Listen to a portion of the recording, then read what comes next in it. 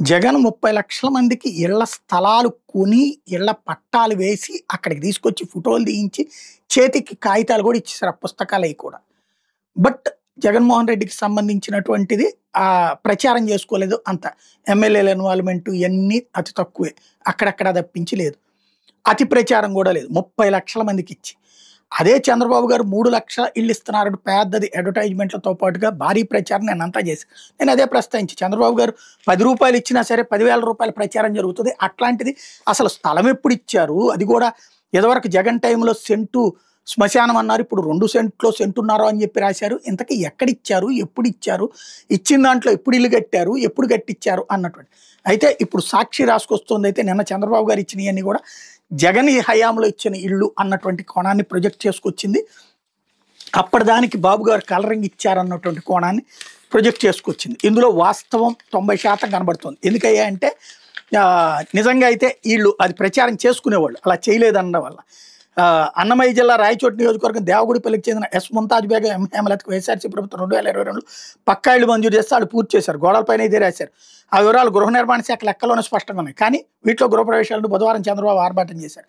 అలాగే నా పేరు ఫాతిమా, ఇదిగో ఇది నాకు వైఎస్ఆర్సీ ప్రభుత్వంలో వచ్చిన ఇంటి పట్ట.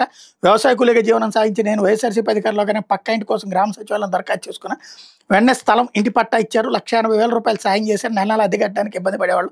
జగనన్న పుణ్యాన సొంత ఇంటి కళ నెరవేరింది. అట్లాగే 4 ఆడపిల్లలు, ఒక కొడుకు. నన్ను భర్త కొన్నేళ్ల క్రితం వదిలిపెట్టి వెళ్ళిపోయాడు. 30 ఏళ్ళు కళ్యాణదుర్గంలో బాడిగింట్లో ఉన్నాం. నెలకి 4,000 వరకు అద్దె కట్టేదాన్ని, గాజులు అమ్ముతూ జీవనం సాగిస్తున్నాం. వైఎస్ఆర్సీ ప్రభుత్వంలో జగనన్న పుణ్యమని కళ్యాణదుర్గం మున్సిపాలిటీ కురాకుల తోట జగనన్న కాలనీలో వెళ్ళొచ్చింది. మొత్తం బిల్లు ₹180,000 మంజూరైంది. ఇప్పుడు సొంత ఇంట్లో సంతోషంగా ఉన్నాం. ఇవి అన్నీ కూడా తాజాగా ఇప్పుడు ఆ ఇళ్ళు వచ్చినాయి అన్నటువంటిది. ఇవన్నీ కూడా బాబు నిన్న గృహప్రవేశాలని కూడా అప్పటి ఇళ్ళే అన్నటువంటిది ప్రొజెక్ట్ చేసుకొచ్చారు. ఏడాదిన్నర పాలనలో పేదలకు గజం స్థలమైన పంచిన దాఖలాలు పట్టుమని 10 ఏళ్ల నిర్మాణాలకు అనుమతులు ఇచ్చిన పాపాన పోలేదు. కానీ తమ ప్రభుత్వం 3 లక్షలు ఇల్లు నిర్మించేసిందని సీఎం చంద్రబాబు నిస్సిగ్గా ప్రకటించుకున్నారు. అన్నింట్లో వైఎస్ఆర్సీ ప్రభుత్వం చేసిన పనులు తామే చేసినట్టు క్రెడిట్ కొట్టేస్తున్న చంద్రబాబు ఇప్పుడు పేదలకు ఇల్లు కట్టించేశానంటూ నిస్సిగ్గుగా డప్పు కొట్టుకుంటున్నారు. ఈ మేరకు ఎల్లో మీడియాలో ప్రకటనలతో ఆర్భాటం చేశారు. ఇదంతా చూసి ప్రజలు అవాక్ అవుతున్నారన్నటువంటిది. రాష్ట్రంలో పేదలందరికీ పక్కా ఇల్లు నిర్మించాలనే ఉద్దేశంతో జగన్ సీఎంగా ఉండగా 71.8 వేల ఎకరాల 31.19 లక్షల ఇళ్ల స్థలాలు ఉచితంగా మహిళల పేరిట పంచిపెట్టారు.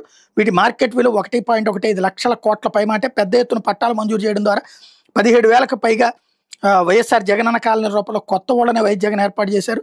అంతేగా జగనన్న కాలనీలో 19 లక్షలకు పైగా ఇళ్ల నిర్మాణానికి అనుమతులు ఇచ్చారు. వీటికి AP township and infrastructure corporation ఇల్లు 2.62 లక్షల అదనం.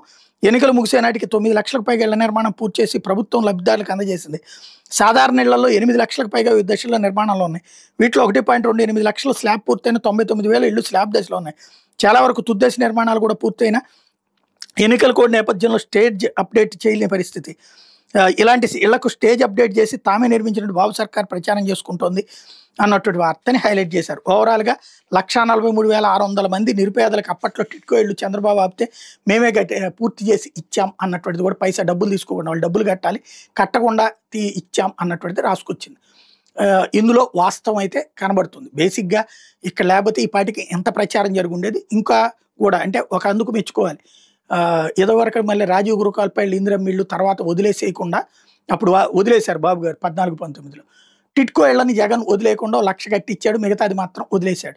ఇప్పుడు అవి పూర్తి చేసి జగన్ కూడా పూర్తి చేసేస్తే బెటరే.